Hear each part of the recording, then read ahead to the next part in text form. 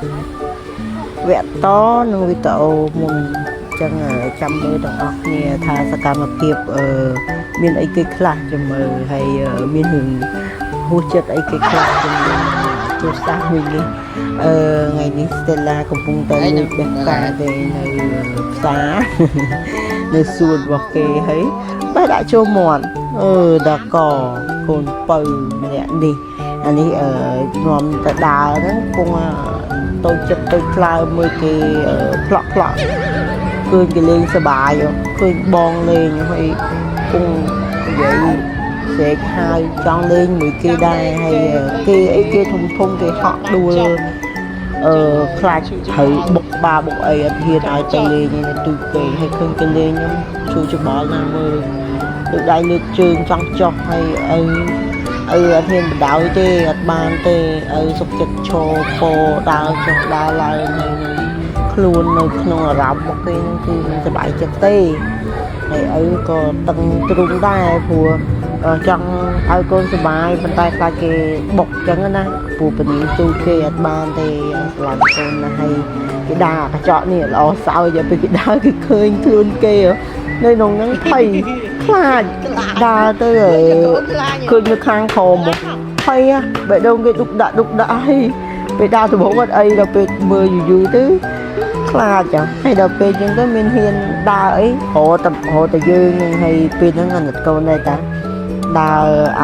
ផ្ទាំងកញ្ចក់ហ្នឹងលើកទី1សម្រាប់គាត់ចឹងណាហើយប៉ាគាត់ថតទុកឲ្យមើលហើយដល់ពេលចឹងទៅខ្ញុំឲ្យគាត់ថត Stella ដើរហ្នឹងកន្លែងកញ្ចក់ហ្នឹងហើយល្អសើចណាល្អសើចឯក៏មានអារម្មណ៍ថារៀងធ្វើបាបកូនដែរណាកូនខ្លាចនៅជាងកាមេរ៉ាថតកូនមិនតែមានគាត់កុំឲ្យគាត់ខ្លាចចឹងណាគាត់ខ្លាចហាប៉ុន្តែពេលហ្នឹងអត់ទៅទៅដឹកដៃចេញពីកន្លែងហ្នឹងដោយសារអីគាត់នៅខ្លាចហ្នឹងតែក៏បានយើងចឹងទៅគាត់រៀ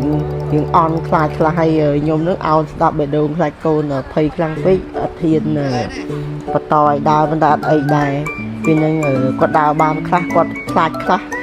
យើងនៅមួយគាត់ចឹងណាហើយលើកទី1គាត់ដើរហើយប៉ាគាត់នឹកឃើញអីថ្ងៃហ្នឹងនាំកូន